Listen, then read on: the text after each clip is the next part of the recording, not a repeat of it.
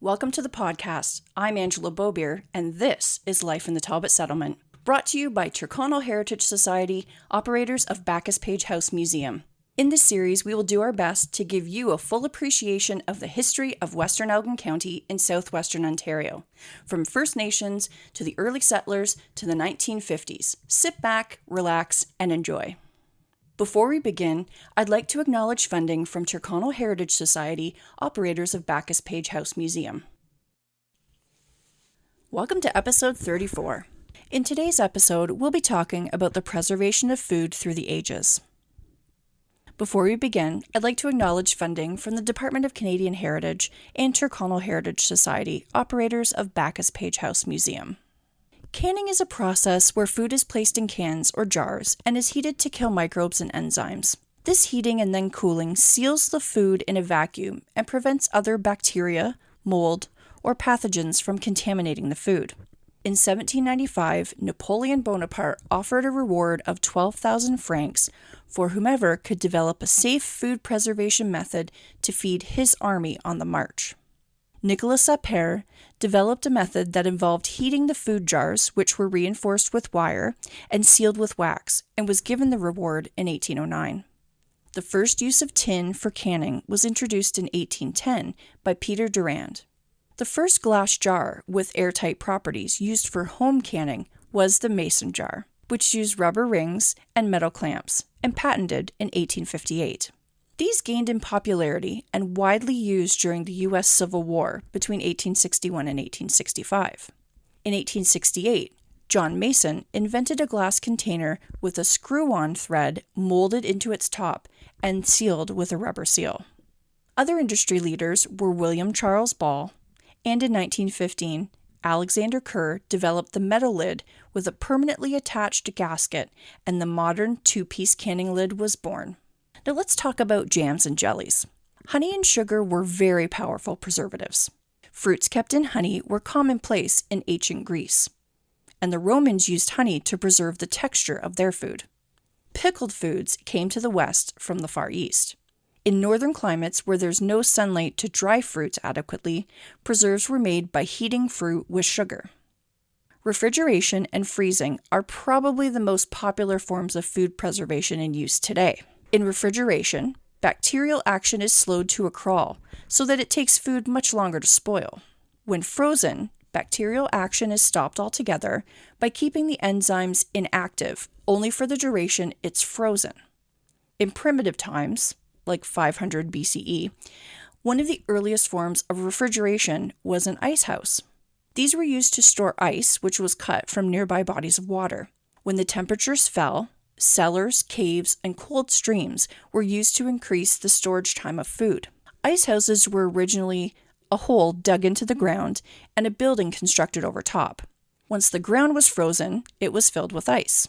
The pit may be lined with mortar or stone, and the building probably double plank walls, filled with an insulating material like wood shavings, straw, leaves, or bark. Food could also be stored in the ice house, or ice was brought into the cellar to aid in refrigeration. In the 1740s, the first artificial refrigeration was invented by Scottish scientist William Cullen. He showed how the rapid heating of a liquid to a gas can result in cooling. This principle is still used today. In 1802, American Thomas Moore created an ice box to cool dairy for transportation. His refrigerator was patented in 1803. In 1834, inventor Jacob Perkins, an American living in London, England, built the first working vapor compression refrigeration system. In the 1840s, the first ice boxes were made by carpenters and designed to take advantage of regular delivery of large blocks of ice. The boxes were insulated with a lining of tin or zinc. After World War I, in 1918, William Durant mass-produced refrigerators for his Frigidaire company. It was followed by the Kelvinator company, whose refrigerators featured an automatic temperature control. By 1927, General Electric introduced their first refrigerator to widespread use. By the mid-1930s, most homes were getting a refrigerator, at the cost of $1,000 US. In the 1940s, refrigerators came with separate freezer compartments to store the mass-produced frozen foods that were new. By 1950, more than 90% of households had an electric refrigerator. Then focus turned to design with colors and a variety of shapes and sizes. Another process for preserving food is fermentation. It's the process of converting carbohydrates to alcohol or organic acids using microorganisms, yeast, or bacteria under anaerobic conditions. Fermentation usually implies that the action of microorganisms is desired. Natural fermentation precedes human history. The earliest archaeological evidence of fermentation is 13,000-year-old residues of a beer found in a cave near Haifa in Israel. Another early alcoholic drink made from fruit, rice, and honey dates from 7,000 to 6,600 BCE in the Neolithic Chinese village of Jiahu, and I apologize if I'm saying any of these towns or villages incorrectly. Winemaking dates from about 6,000 BCE in Georgia in the Caucasus area. The French chemist Louis Pasteur founded zymology when in 1856 he connected yeast to fermentation. When studying the fermentation of sugar to alcohol using yeast, Pasteur concluded that the fermentation was catalyzed by a vital force called ferments within the yeast cells. There are three basic forms of fermentation. Lactic acid, when yeasts and bacteria convert starches and sugars into lactic acid in foods like sauerkraut, kimchi, pickles, yogurt, and sourdough bread. Second is ethyl alcohol, where pyruvate molecules in starches or sugars are broken down by yeasts into alcohol and carbon dioxide molecules, and they produce wine, beer, and mead. Lastly, we have acetic acid. That's when starches or sugars from grains or fruit changes into sour-tasting vinegar and condiments, such as apple cider vinegar and apple cider. Salting is also a method of preserving food that was common before modern refrigeration.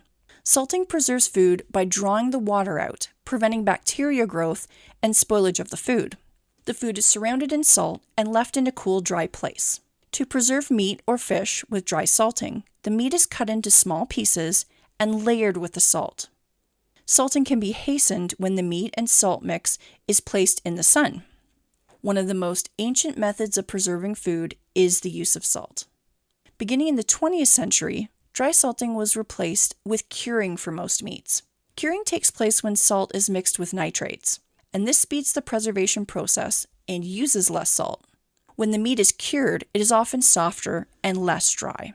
The addition of nitrates also keeps meat red in color instead of the gray color when dry salting is done. Bacon, ham, and jerky are examples of curing. But brining also uses salt, but in liquid form. The food to be preserved is submerged in the liquid, or the liquid can be injected into the meat. The salt concentration, mixed with the meat, is then sealed into a container until the meat is fully preserved. Brining is most often used to preserve vegetables, but also will keep fresh eggs for up to a whole year. While brining uses salt, pickling adds in acids such as vinegars and often includes herbs and spices to add flavor. Cucumbers, broccoli, cauliflower, kipperfish, and eggs are often pickled. Now let's talk about drying. That's the process of preserving food by removing the water from it. When you remove the water, the growth of the microorganisms is stopped, and decay is prevented. Drying was the earliest and simplest way to preserve food. Archaeologists have discovered sun-dried food as far back as 12,000 BCE. These ancient peoples dried all kinds of food, from meats and fish to a variety of fruits and vegetables. The method was simple. Food was just laid out on wood planks or hung on lines until all the water was removed. Trappers and explorers in early North America encountered First Nations who ate pemmican. Pemmican was a dried meat, pounded, mixed with fruits and lard to make an early version of granola. In about 200 BCE, the Egyptians developed the use of salt as a preservative. This was a faster method and soon replaced the older method of just sun drying. Modern dehydration was developed during the U.S. Civil War. Food items were placed in containers and dehydrated by use of hot air. This allows for the preservation of large amounts of foods to be used by an army on the march. Recipe books such as Mrs. Beeton's Book of Household Management, published in 1861, gives instructions on dehydrating food for the modern housekeeper. In the early 20th century, food dehydration moved from military to home use. Rationing during both world wars required the storage of food as it became available, and homemakers learned to dry food in their ovens. Today's dehydrators come in a variety of shapes and sizes, most with temperature controls and timers to allow most any kind of food to be dried and stored for later use. Freeze drying was invented in 1906 by French inventor Arsène d'Arsenval. Food was frozen, ice turns into vapor, and the microbes don't grow. Freeze-dried foods are dehydrated first, requiring less space for storage and transportation. They do need to be rehydrated before consumption, though, and shouldn't be eaten in their dehydrated condition.